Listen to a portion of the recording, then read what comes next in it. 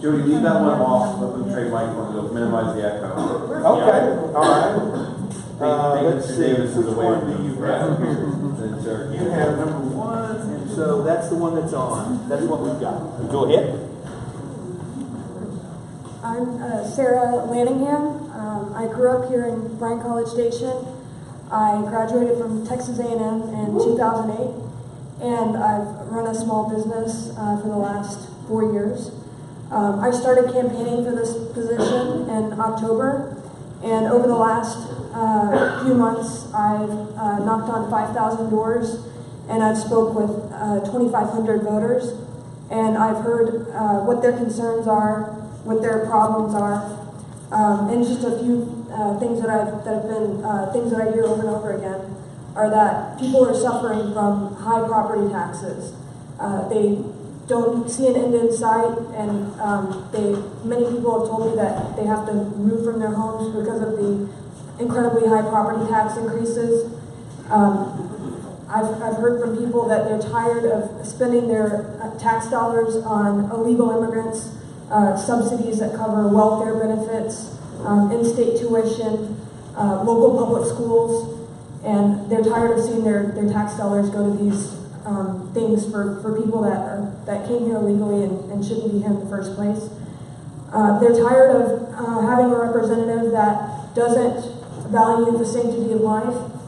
They're tired of seeing him have opportunity after opportunity to protect life and squander those opportunities.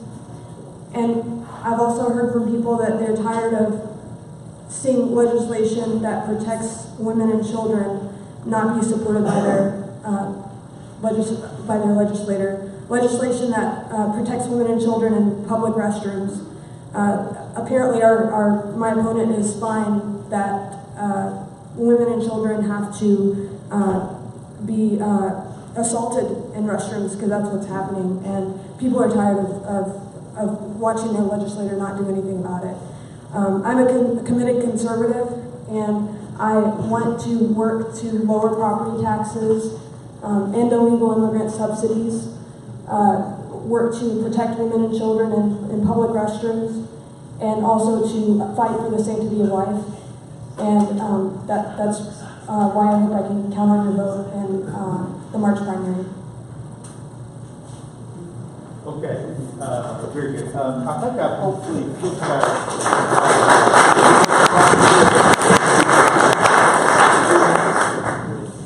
Howdy, I'm Rick Davis, class of 1985. I'm married to Carolyn Davis, my lovely wife of 33 years coming on now, and we have 6 children. 3 of them are Texas A&M graduates. We have 2 are presently enrolled at Texas A&M, and our youngest son, Timmy, applied to Texas A&M, and he didn't apply to anywhere else. That was his choice. We suggested he tries to apply somewhere else too. Just recently got accepted to Texas A&M, so he'll go to the Corp Cadets next year. So we are diehard Aggies, okay? We're also diehard conservatives.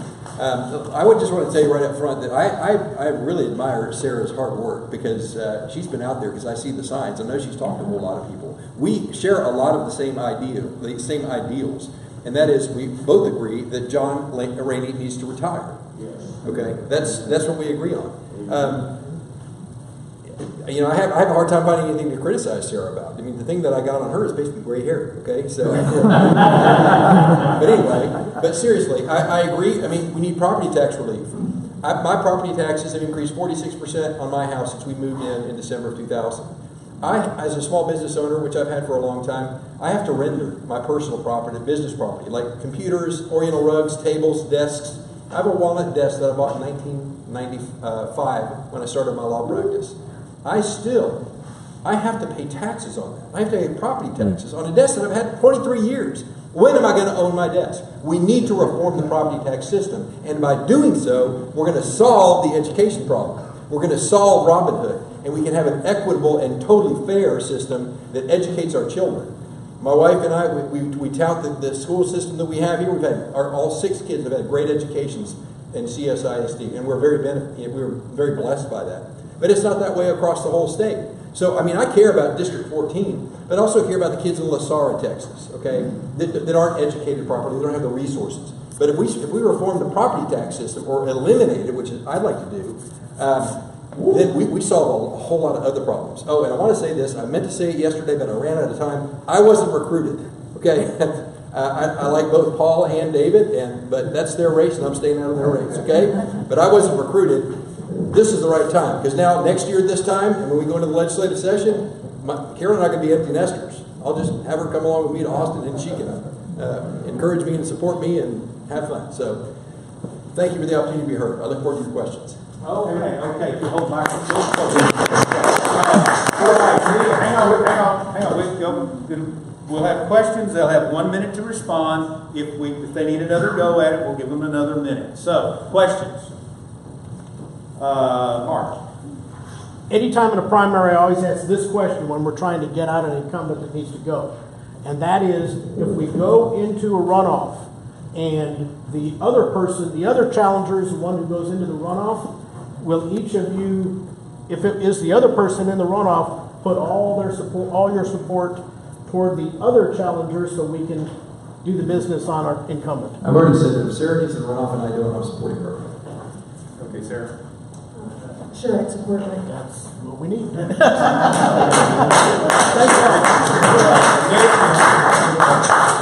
So, one thing, and I see on both of your sides, I see on Sarah's principal conservative. I've heard you say you're conservative, Rick, and I apologize if I come off as politically pessimistic, but I see John Rainey's sides, and he says he's a conservative too. So, what I would like to know to you is, give me your definition. What does it mean to you to be a conservative, and how do you plan on practicing that in the Texas House? Well, one of my political heroes is Ronald Reagan. I first got involved in the political system in 1988. I was a delegate to the state convention, and that, by the way, is the first time when I had the idea to actually run for state house. I was actually in law school my first year. Richard Stadelman and I were friends. We saw each other at the convention, and so, I mean, if you look at want to ask a thumbnail sketch of my ideals, look at Ronald Reagan. I believe in limited government. I believe in individual freedoms. I believe in Second Amendment rights. I believe in, we're very pro-life.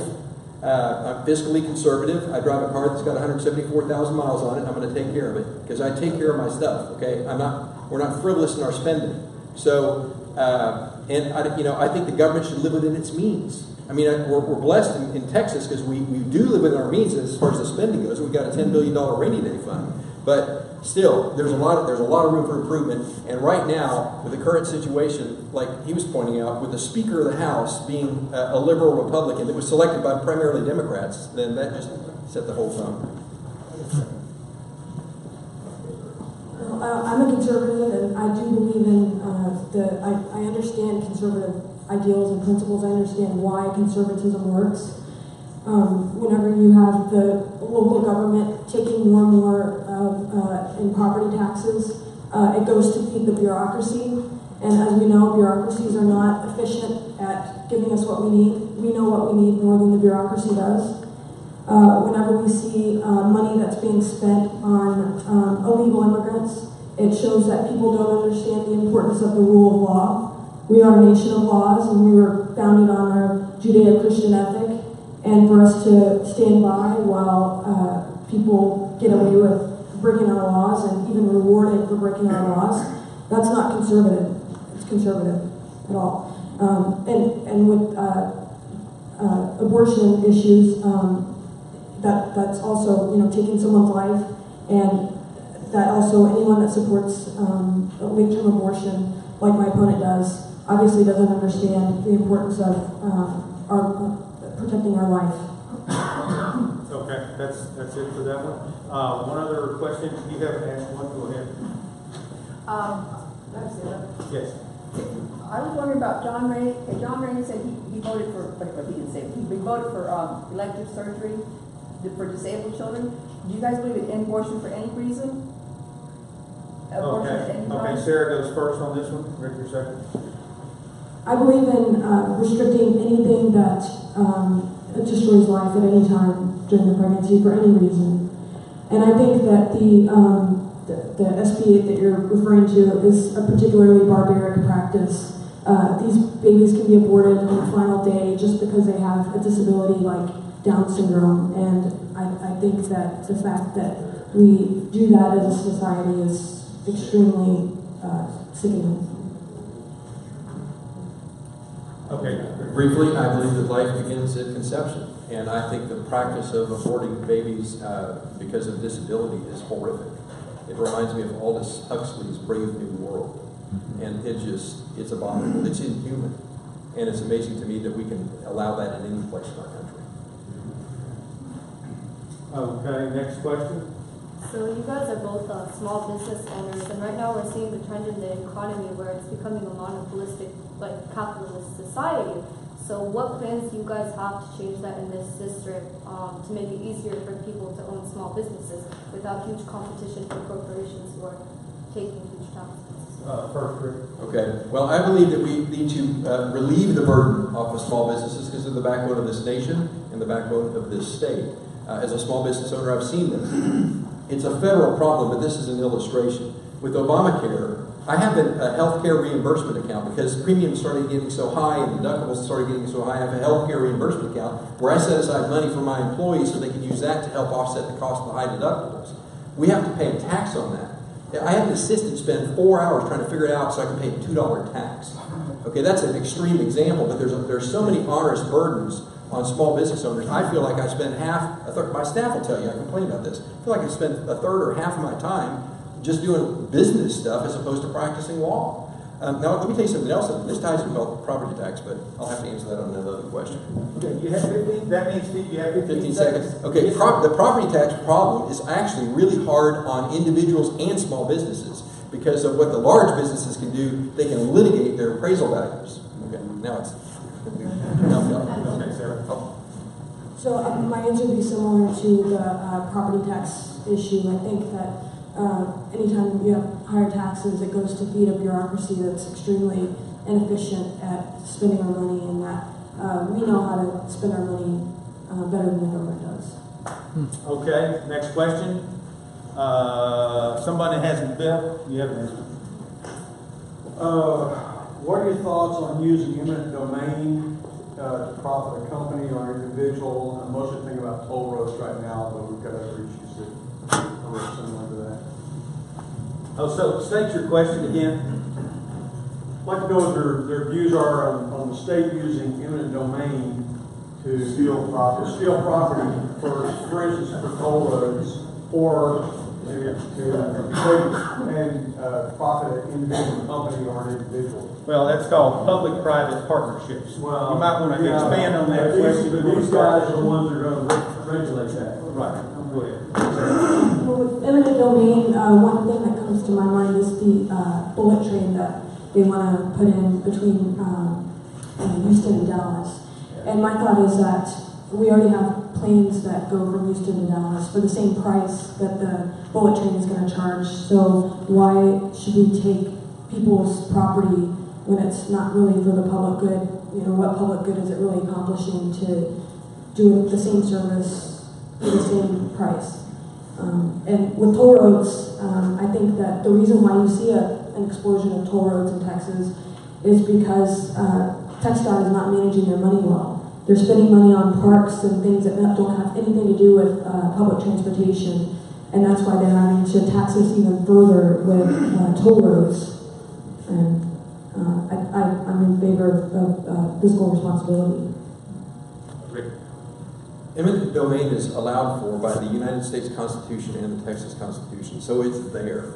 But it should be used for its proper purpose. There was a couple named Elmo and Marvel and Neal who owned some property at Northgate, and this happened about 15 years ago, or maybe a little bit more. They owned some property at Northgate. City of College Station condemned it so they could turn around and sell it to a private entity that built a parking garage. That offends me. Okay, I will support legislation that stops that.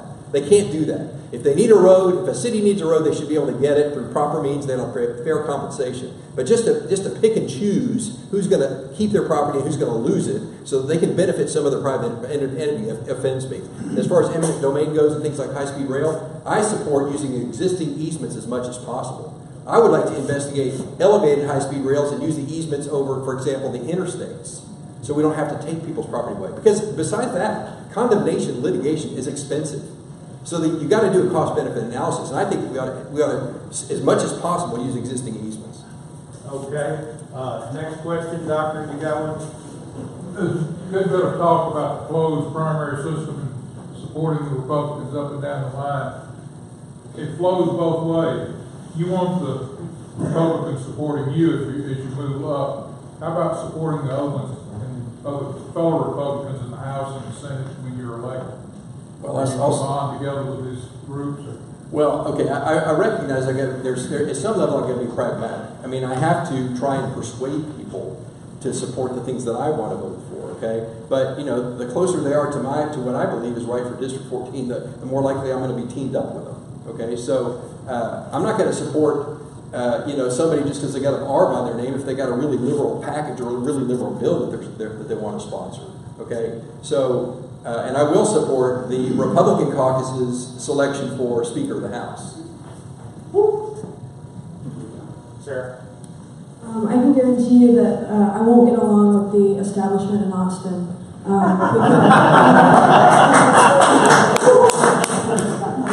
not going to shy away from being a conservative, and I'm proud to be conservative, and I think conservatism is the only way to get our state back on track. Okay, okay, next question. Someone who hasn't asked a question, don't be bashful. John? I have just a really quick, funny question for Rick. Now that David and Rusty are back in, can you remind them what year you bought your desk? 1995? Yes, exactly. Okay. I guess they're class of All right, stop that. Let's don't have a personal question like that. Something for voting candidates. Yes, ma'am. Do you support term limits, and if so, what are you willing to commit to for your own term limits? Who's first? Sarah, please.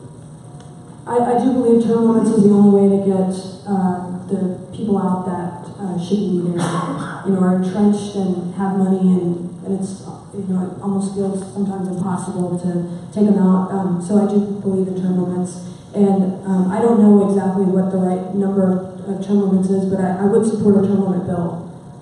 I can commit to that I would support a term limit bill. So without the term limit bill, you're not willing to commit to limiting your own?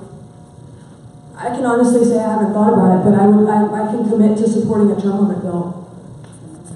Okay, Rick. Well, I've actually already drafted a bill which I intend to file my first day in office, and it calls for limiting people in the House of Representatives to 4 terms of 2 years, and people in the State Senate to 2 terms of 4 years. Does that give you the opportunity to collect a retirement, having that 4-term limit?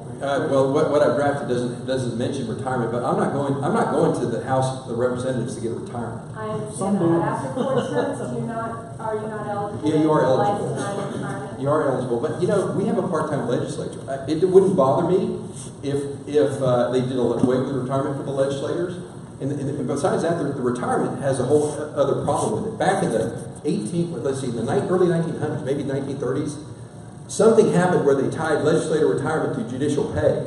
So now what they do is they won't give judges pay raises, because every time they pass a pay raise for judges, then what happens is legislators vote themselves an increased pension, and that's the way the media spins it. So those need to be severed. Okay, thank you, Rick. Next question, Will. Do you support constitutional carry? If so, why? If not, why? Okay, Rick, response. Yes, because the Constitution calls for it. Okay, Sarah.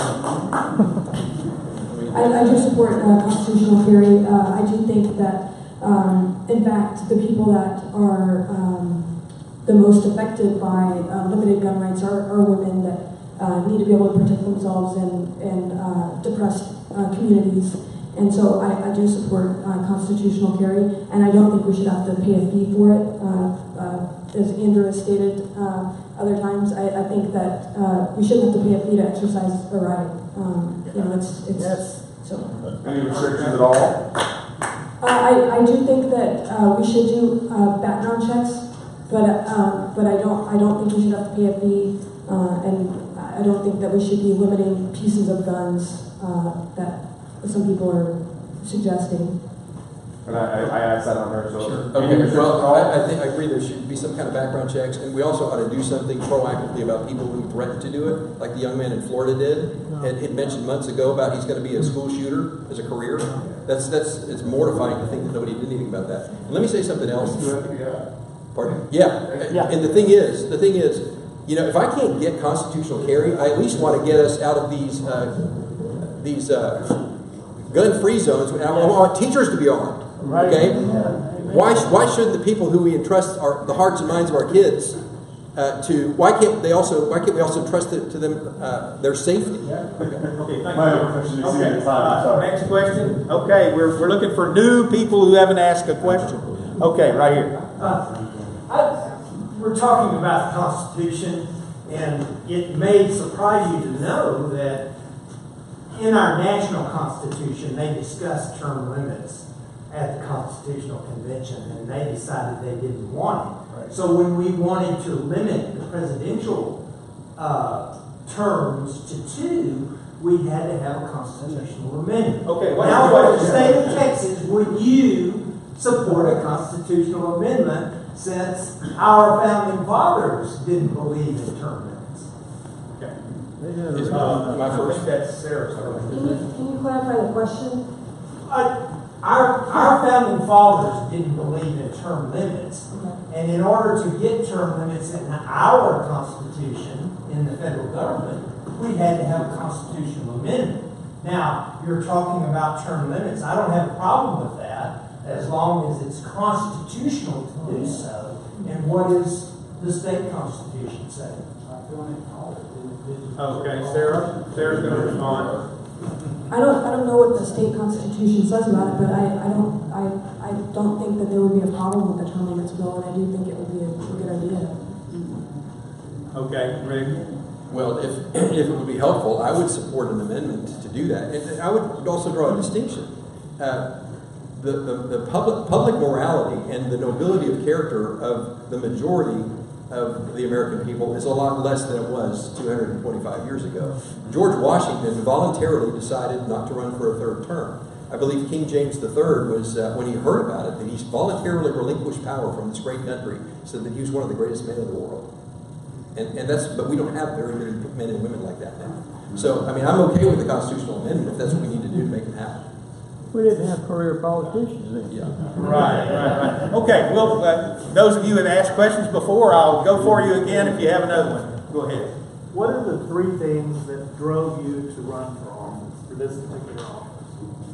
Well, like I said, I first wanted to run for state legislator when I was in 1988. I started getting involved in the process, and I also wanted to be a lawyer. 3 things. I mean, it's a multitude of things. I'm called to public service. My faith actually influences how I think about public service because I want to improve government for all of us and for my children and my project. And I ran for this office back in 2010, so this is not like a new thing for me. In fact, I stood for some of the same things back then. I was looking at some of my old quotes in the Eagle about how much I despise property taxes and what we need to do about it. So it's just it's a calling, and it's also I'm influenced by my faith. I believe in conservatism, and I really feel for people that are suffering under these extremely high property taxes, and then they look to their legislator, and he's doing nothing to help them. I feel for babies that are murdered in the womb, and sometimes it seems like no one's doing anything to help them. I see people that are, they struggle with high taxes, and then they see their tax dollars frittered away to support people who are here illegally. I feel for those people, and I understand their pain, and I feel the same way. So that's why I'm running, is because I really believe that conservatism works, and it's the only thing that can put more money back into our pockets. It's the only way to bring the rule of law back to Texas. It's the only way to save babies' lives. And so that's why I'm running, because I believe in conservatism. Okay. We've got time for about 2 more questions. You have one. Go ahead. I spend a lot of time in public schools. I'm a substitute teacher. And there's a big problem with people who come to school who don't want to be there. And the reason I believe is because they've got truancy laws that kind of make them go there, else they're going to get into jail or big trouble. So I think it will be, what do you think about that? Like, make it easier for people that are over 16, stop coming to school if they don't want to be there. Okay, can you repeat his question so everybody can hear it? Tom Leskoski was asking, he's spent a lot of time in schools as a substitute teacher, and there's a lot of people that want to be there, and if I understood your question, would you support something to allow people, like after a certain age, to simply not be required to go to school, but for the truancy laws? Because the students who don't want to be there, they just disrupt, and no one can learn anything.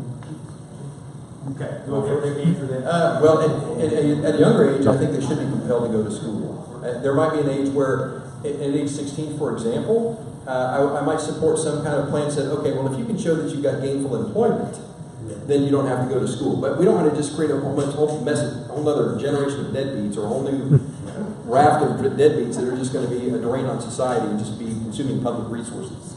So, I mean, there has to be some rationality behind it, but I would be okay with that if they can support themselves. What about like a trade school? Well, she gets to answer that question first. I do think that it's fine that we compel people to go to school, but I do think we need to spend the school tax dollars wisely. I do think that we do need to provide a good education for people, and we can do that by not having wasteful spending.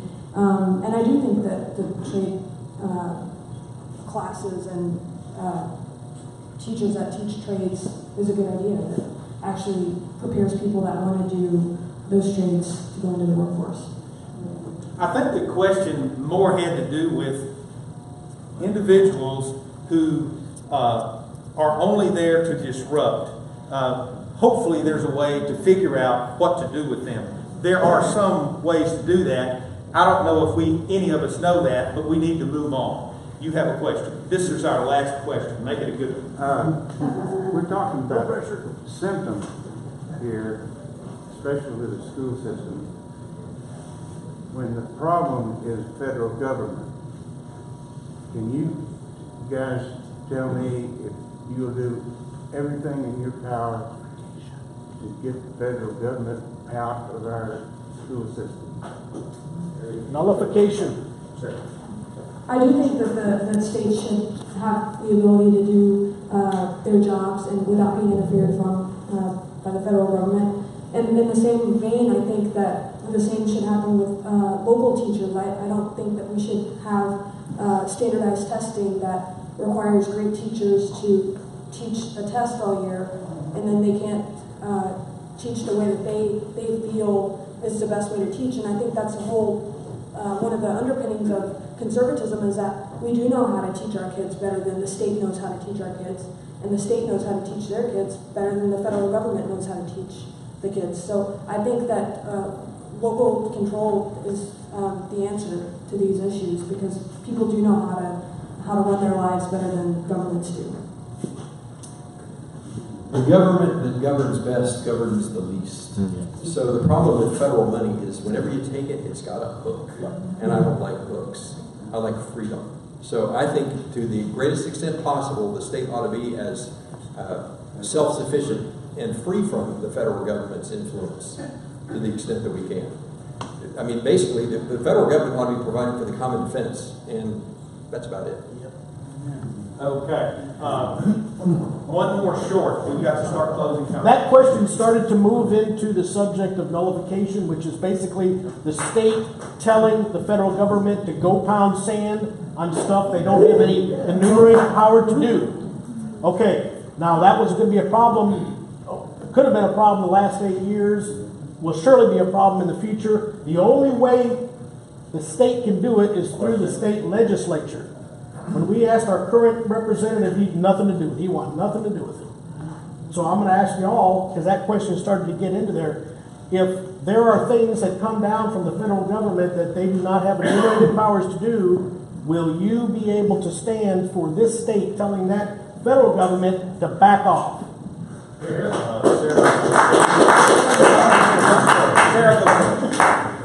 Sure, I understand that principle, and I agree with you on that. I mean, I think that, like I said before, we know how to govern our lives better than they do, and so I do agree that we should limit. I mean, there's a limited power for a reason. Yes. And that's because we know best how to run our lives. That's where that's at. Okay, great. The short answer to your question is yes. If the federal government is overstepping its bounds, I'll stand up to it. Now, But at the same time, I wanted to be clear, I'm a strong believer in due process and order and adhering to the law and the rule of law. So we have to do it the right way. Now, one thing I've noticed about some conservatives is they get all up in arms about how, well, the federal government doesn't have the right to do this with my Second Amendment rights, and they just think we ought to just flout it or disobey it. But then those same people saying, well, by golly, we ought to enforce the federal immigration laws, we shouldn't have sanctuary cities. We need to be consistent, okay? If we're expecting, for example, I mean, I think people ought to be prosecuted for interfering with the immigration authorities' efforts to try and capture somebody or apprehend somebody who is they ought to be prosecuted for hindering apprehension. It's a felony under the state of Texas penal code. So we ought to do that. But we need to be consistent and we need to be orderly in how we do it. But yes, I'll stand up for the federal government. Okay, great. They answered your question. We'll go 3 minutes on a closing statement. Rick is first. Okay, thank you. I appreciate the opportunity to be here. And I really like this forum. Yesterday, I tried to say a whole lot. There was another forum, and I tried to say 5 minutes, and I missed out on some things. But now, this discussion is very productive, I think. I respect Sarah Langingham. I know she's worked really hard. I see her signs everywhere. We stand for a lot of the same things. I just think the thing I've got on her is gray hair, so and more life experience. And it's not disrespectful. I think you've got a great future. If you're not elected, I hope you stay in the process, because I like folks like you in the process. So, but let me just say this. Property tax, something I want to talk about. It's not just property tax increases. It's so unfair. Valero, for example, they've had most of their refineries in Nueces County.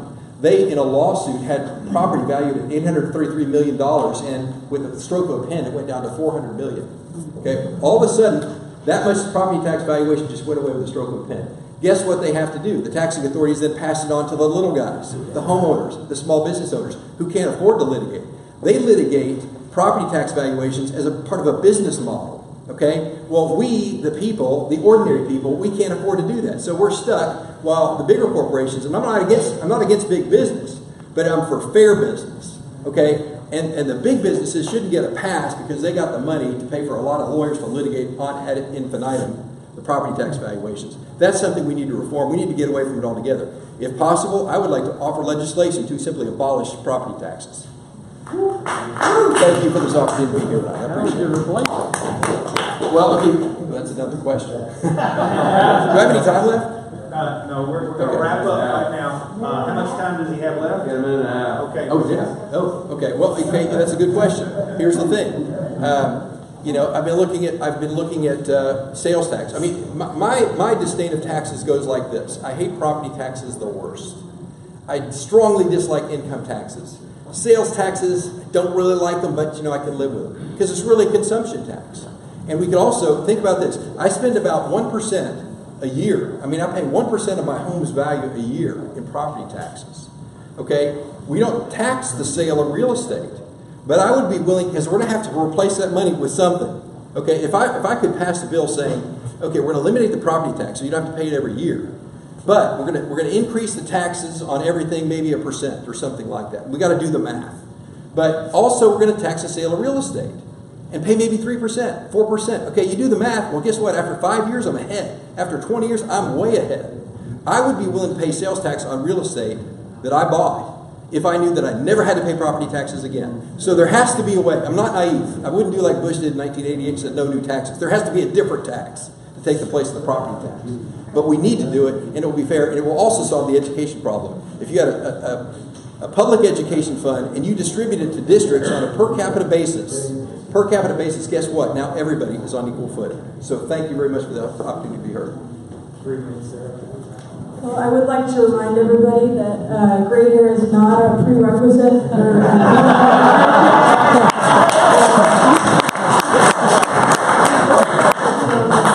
I've worked tirelessly every single day since October on this campaign, and I think that my work ethic, I can apply the same work ethic that I've applied here to being a good representative. And the reason why I've worked so hard is because I really do believe in conservative values and conservative principles. I do see the pain and suffering that people who don't uphold conservative values cause people, and that's why I'm running, and I'm here today to ask for your vote. I'm here to ask for your support. If you'd like to help my campaign or volunteer, let me know. And if you'd like a yard sign, please let me know. Okay, that concludes